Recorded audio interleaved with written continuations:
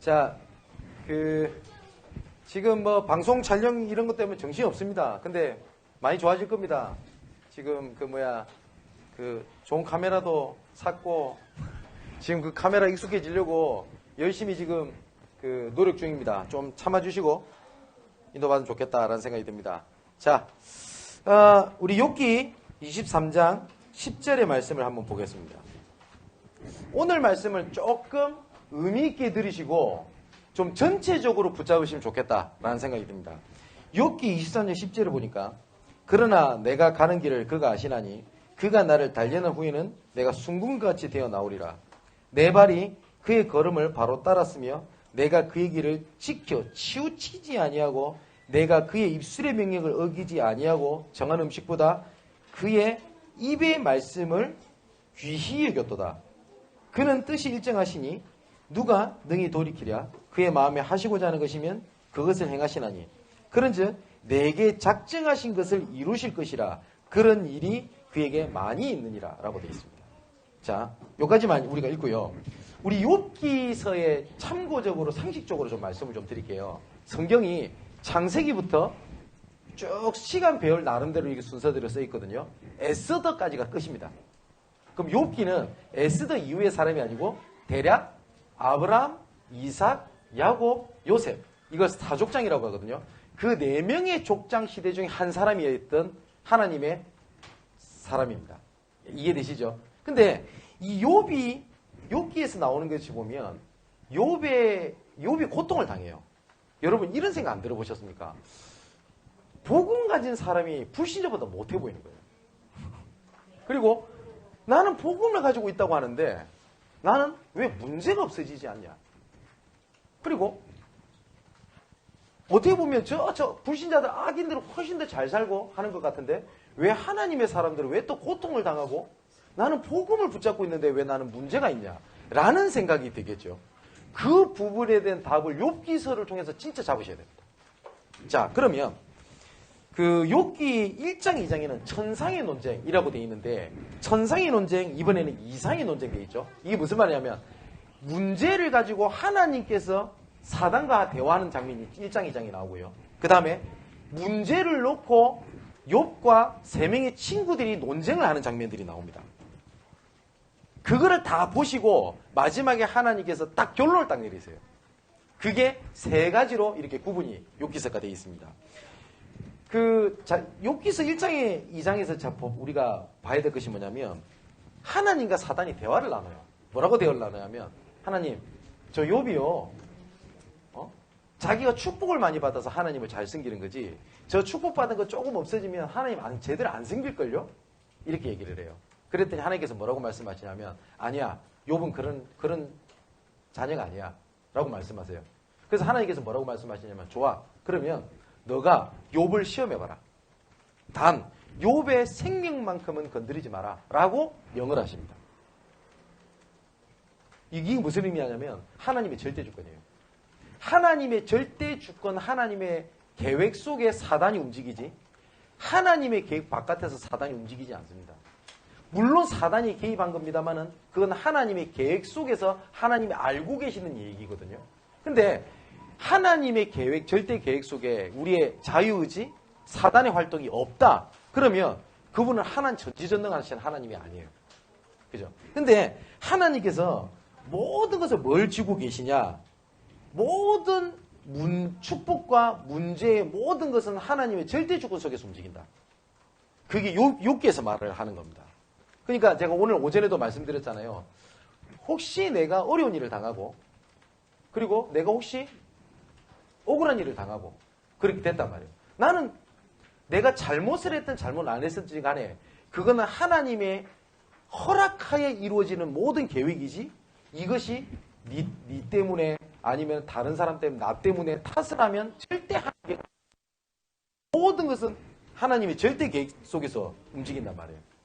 그 하나님께서 우리 인간을 창조하실 때 창세기 1장 27절 28절에 하나님의 형상대로 지음을 받았고 모든 것을 정복하고 다스리라고 하나님께서 절대 계획 가운데 우리를 창조하셔서 우리 인간이 세상으로 말하는 만물의 영장인 거지 우리가 힘이 있어서 만물의 영장입니다.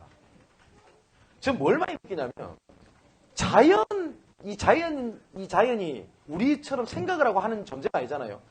우리 인간이 만물의 영장이라고 표현합니다만 얼마나 미미해요.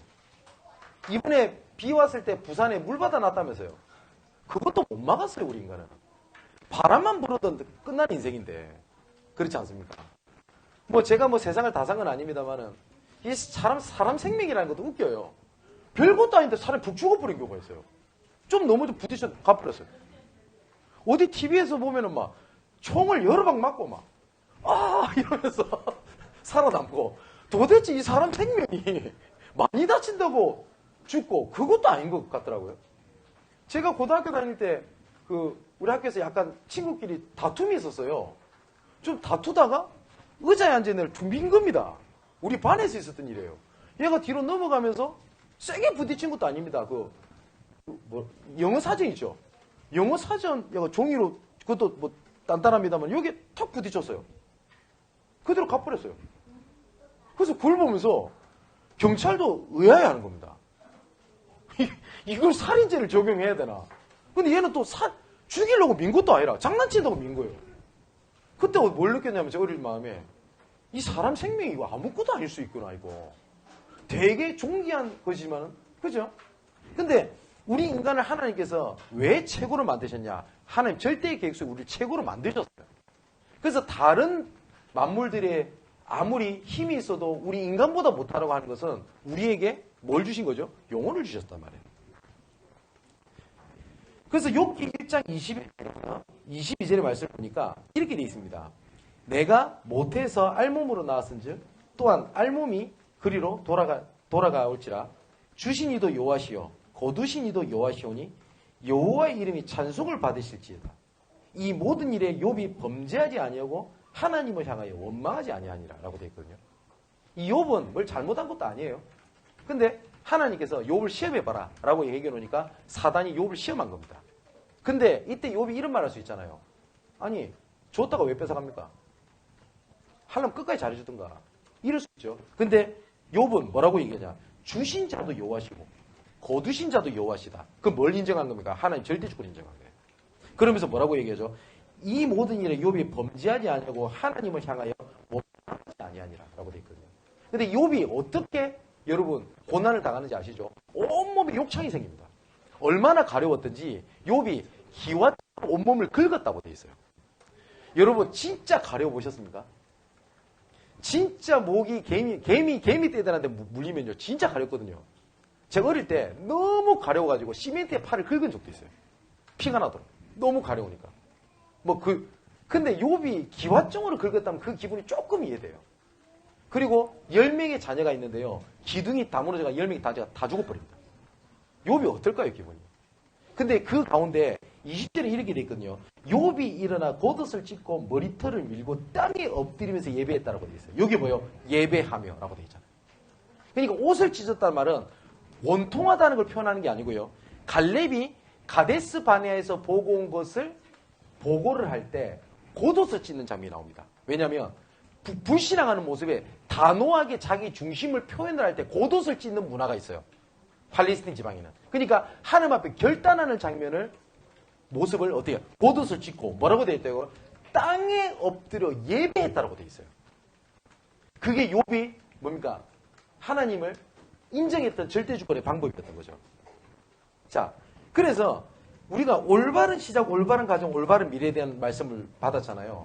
신앙생활에서 가장 밑바닥에 있어야 될 것이 뭔지 압니까? 이거 여러 번 제가 설명드렸죠. 가장 첫 번째가 하나님 절대주권이에요.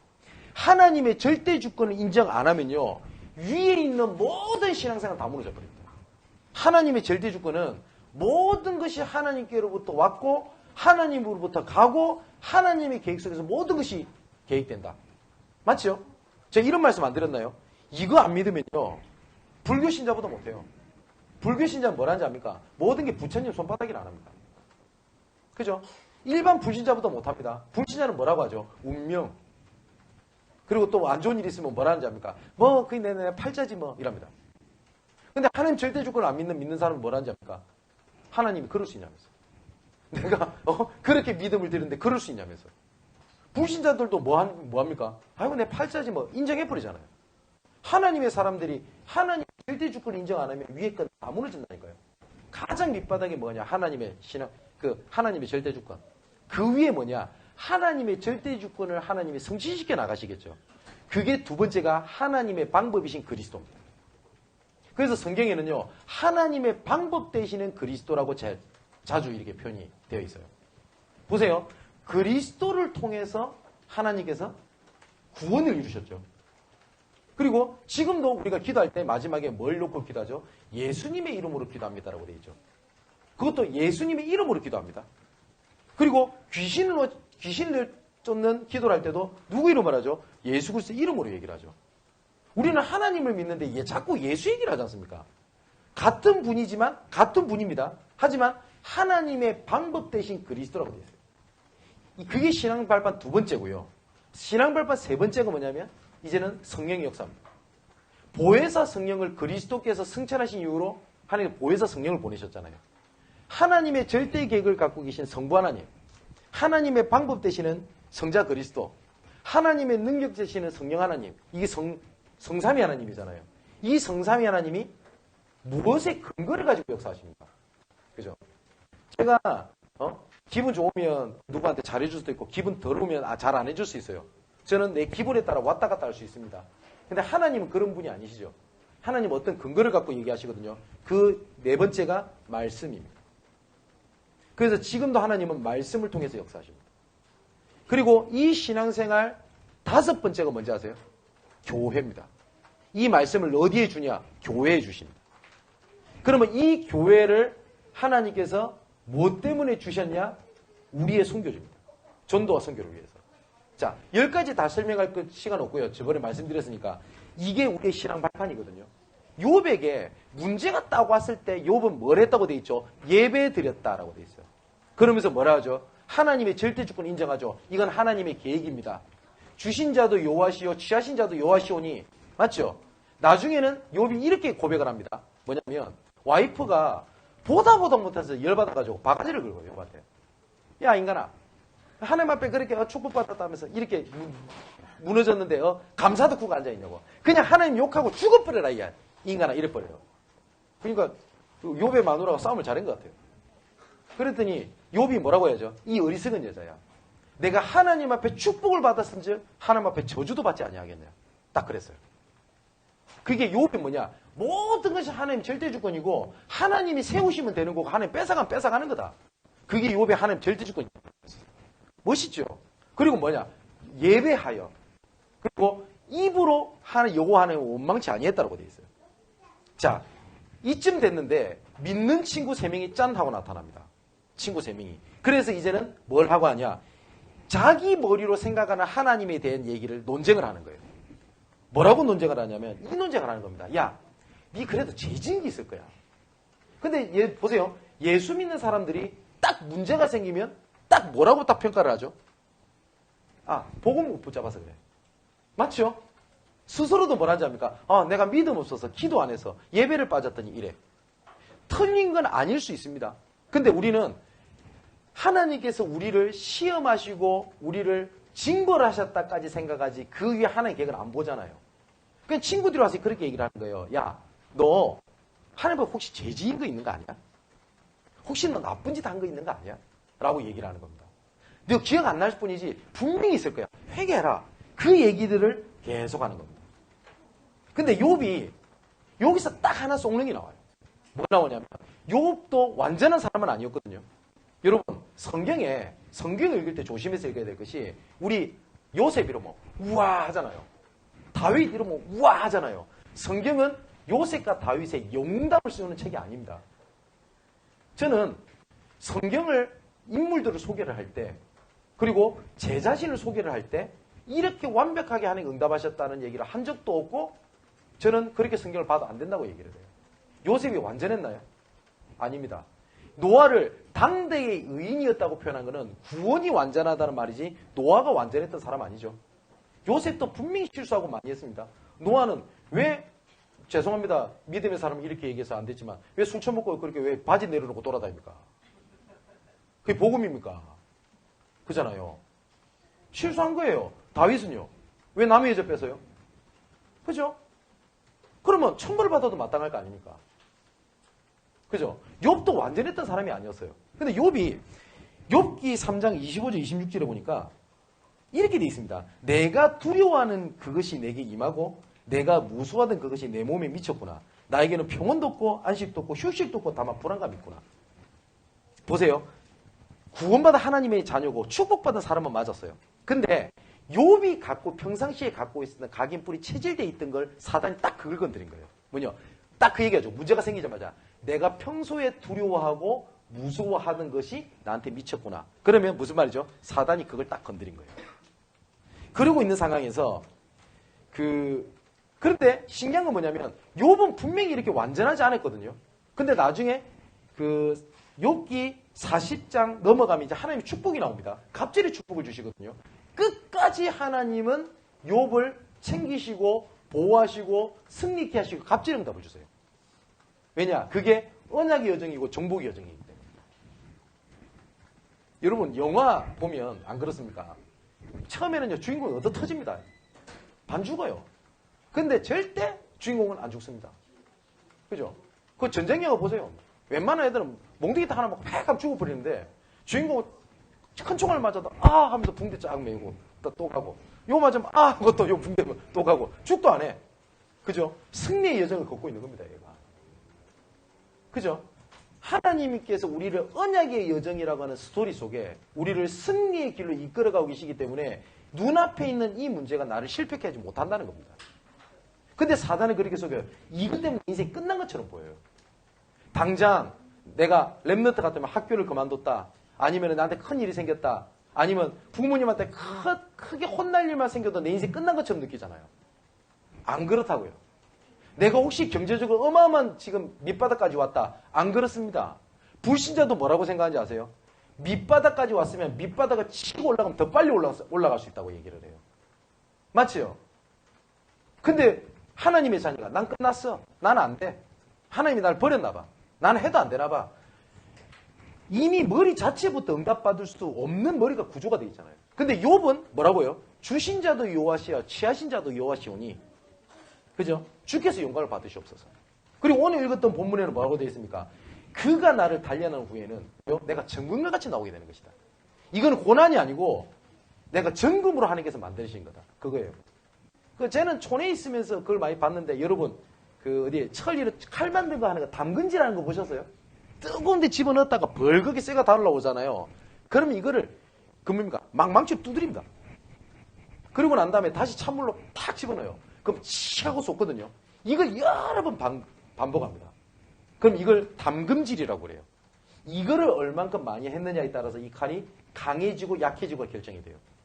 순금을 빼내기 위해서 그 재료수에서 몇 번을 끓여냅니다. 그러면서 우리가 말하는 99.9% 순금을 만들어내거든요. 100% 순금도 없잖아요. 맞죠?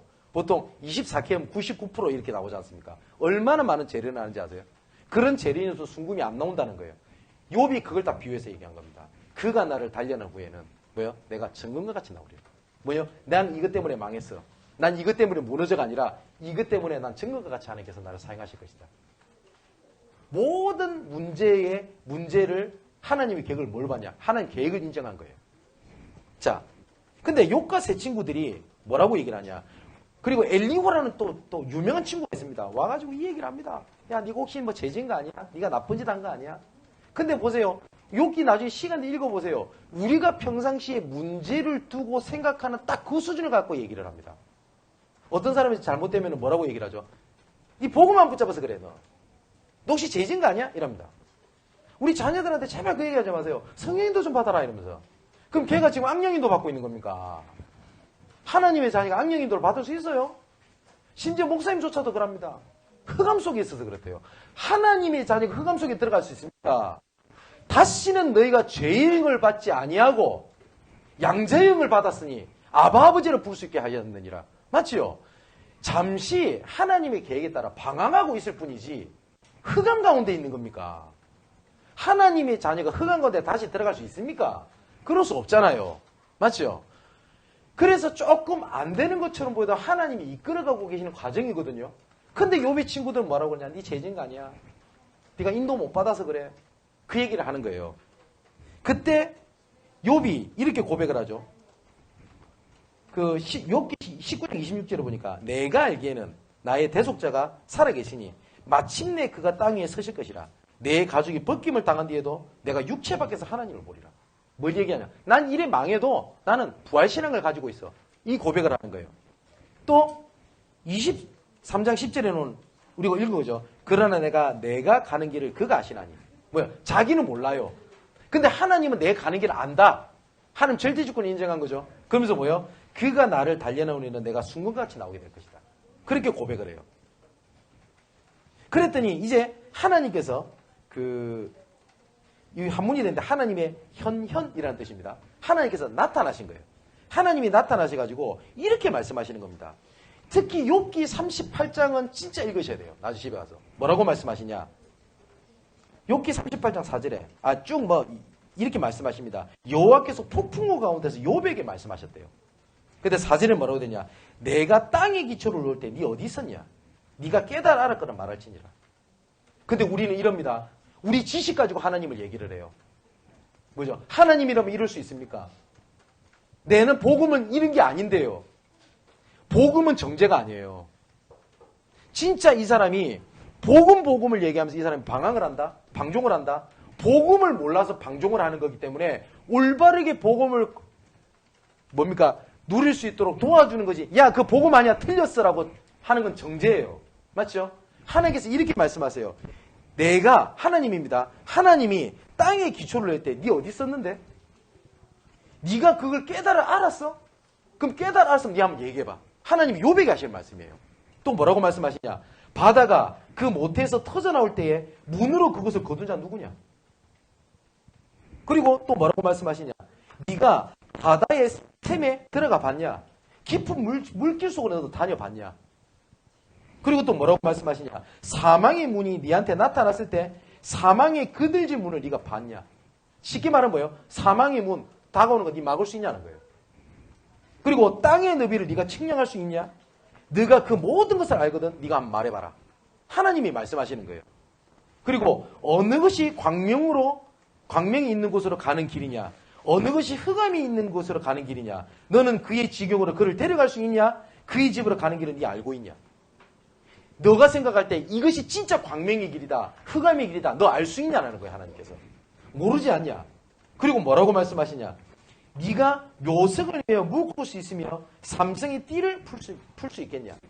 그리고 네가 하늘의 궤도를 아냐? 여러분, 나사가 이 천지가 이렇게 별이 이렇게 움직이는 궤도 있죠. 이 궤도를 보면 하나님이 인정할 수밖에 없다는 얘기를 해요. 왜냐하면 사람이 컴퓨터도 그 부딪히는 완벽한 궤도를 못 만든답니다. 그러니까 하나님 그 말씀을 하시는 거예요. 그 하늘의 궤도 네가 알아? 너 만들 수 있어? 이해할 수 있어? 이 말이에요. 네가 목소리를 구름에까지 높여서 넘치는 물이 되게 네한테 덮일 수 있겠냐? 이 말씀을 시작으로 40장까지 쭉 얘기하십니다. 그럼 나중에 40장에는 뭐라고 말씀하시냐면 네가 나의 하나님의 공의를 부인하려느냐? 네 의를 세우려고 나를 악하다 하겠냐? 근데 우리는 이렇게 하잖아요. 아니, 내가 진짜 하나님 앞에 이렇게까지 헌신했는데 어떻게 나한테 이럴 수 있습니까?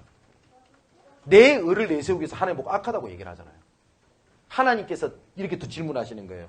너는 위엄과 존귀로 단장하여 영광과 용화 입을지니라. 또 너는 넘치는 노를 피우고 교만한 자를 발견하여도 모두 낮추되 모든 교만한 자를 발견하여 낮아지게 하여 악인을 그들의 초소에서 짓밟을지니라. 그러니까 뭐냐면 네가 악인을 이기고 네가 교만한 자를 비우고 한번 해보라는 거예요. 그러면서 하나님께서 되게 애들 말로 정말 뼈 때리는 질문을 딱 하십니다. 뭐라고 얘기를 하시냐? 그들을 함께 진토에 묻고 그들의 얼굴을 싸서 은밀한 곳에 네가 둘 수 있냐? 그러면서 뭐라고 말씀하시냐면 그리하면 네 오른손이 너를 구원할 수 있다고 내가 인정하겠다. 네가 이 정도 할 수 있다면 너 의가, 너 능력이 너 문제를 해결하고 너 스스로 구원할 수 있다고 내가 인정해 주겠다. 이거예요. 무슨 말이에요? 너는 아무것도 못하지 않냐? 넌 진짜 절대 불가능이지 않냐? 그걸 하나님께서 말씀하고 계시는 거예요. 하나님께서 그렇게 나타나서 얘기를 하시는 겁니다. 근데 그때 욥기 42장에 보면 그때 욥이 하나님 앞에 회개를 해요. 왜 회개를 하냐면 욥이 뭐였냐면 자기 의를 드러냈었어요. 우리 식으로 말하면 뭐죠? 그래도 난 복음의 사람이잖아. 난 그래도 하나님의 자녀거든? 나 랩넌트야. 이 정도쯤은 괜찮겠지. 자기 의를 드러낸 거예요. 그러니까 하나님께서 그거를 질타하신 겁니다. 그래, 네 의가 그렇게 대단해? 하나님의 자녀인 건 감사하지만 그게 너를 구원할 만큼 네가 할 수 있는 거야? 그 얘기를 하시는 거거든요. 그게 욥기 42장 1절에서 6절에 나옵니다. 근데 욥기 41장에 보니까 욥이 여호와께 대답하여 이르되 주께서는 못하실 일이 없사오며 무슨 계획이든지 못 이루실 것이 없는 줄 아오니 무지한 말로 이치를 가리는 자가 누구나이까. 나는 깨닫지도 못한 일을 말하였고 스스로 알 수도 없고 헤아리기 어려운 일을 말하였나이다. 욥이 하나님 앞에 회개를 해요. 그랬더니 하나님께서 어떻게 말씀하시죠? 욥에게 갑절의 은혜와 갑절의 회복을 딱 주십니다. 그래서 야고보서 5장 11절에도 분명히 그렇게 되어 있어요. 하나님께서 욥이 그 전에 갑절의 응답과 은혜를 부어주셨다라고 되어 있는 겁니다. 자, 욥은요, 욥기에서는 뭘 말씀하시냐면 왜 그럼 우리 인간에게 고통이 오냐? 왜 우리 인간에게 문제가 오냐를 하나님께서 말씀하지 않으셨어요. 다시 말하면 하나님의 자녀가 왜 문제가 와? 왜 하나님의 자녀가 왜 고통이 오냐? 왜 하나님의 자녀가 왜 억울한 일을 당하냐? 라는 것을 하나님께서 욥이 질문했음에도 불구하고 하나님께서 그 질문에 대답을 안 하세요. 하나님은 딱 어떤 질문 대답하신지 아세요? 너는 그냥 나만 바라볼래? 그거 알려고 하지 말고 나만 바라볼래? 그거였어요.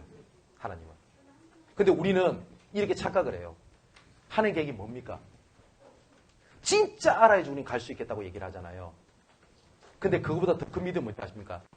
어떤 건지는 잘 모르겠지만 내가 하나님과 함께 동행하겠습니다. 그게 진짜 믿음이에요. 예수님께서 십자가 못 박혀 죽으시고 난 다음에 부활하셨어요. 근데 참 신기하죠. 예수님의 부활을 믿는 사람들조차도 부활을 안 믿습니다. 결국 그 상황이 되니까. 제일 처음에 예수님의 부활을 받던 사람이 누구죠? 퀴즈. 알아맞히신 분 제가 커피 사드릴게요. 누굴까요? 예수님의 부활을 가장 먼저 목격한 사람. 맞아. 커피 사드릴게요. 그 자판기 커피도 커피죠? 농담입니다. 마리아가 먼저 봐요. 근데 이 마리아는 어떤 사람인지 아시죠? 예수님의 장례와 부활을 기념했던 여자입니다. 근데 막상 그 문제가 되니까 안 믿는 거예요. 그래서 예수님이 짠하고 나타났었어요. 두루마리 입고. 그냥 울고 있거든. 예수님 묻습니다. 왜 우냐? 그랬더니 이 여자가 뭐라고 얘기를 하죠? 마리아가. 누가 예수님 시체 훔쳐갔어요. 안 믿는 거예요. 이 예수 훔쳐가서 혹시 당신이 가져갔다면 그냥 줄래요? 이랍니다. 그래서 예수님이 야 나거든? 놀래요. 뛰어갑니다. 그래서 이제 제자들한테 얘기합니다. 근데 제자들조차도 너가 예수님이 보고 싶어서 미쳤구나 이랍니다. 그죠? 나중에 결정적인 순간 누가 나타나죠? 도마가 나타나서 얘기합니다. 야 말이 되나? 어찌 사람이 죽었다가 살아날 수 있어? 아무리 그분이 예수님이라도 그렇지. 내가 그 옆구리에 창이 찔린 거 봤거든? 그 옆구리에 내가 창 찔린 거 만져보고 손에 못 박힌 거 만져보지 않고서는 내 절대 안 믿을 거야. 이래요. 굉장히 이성적이잖아요.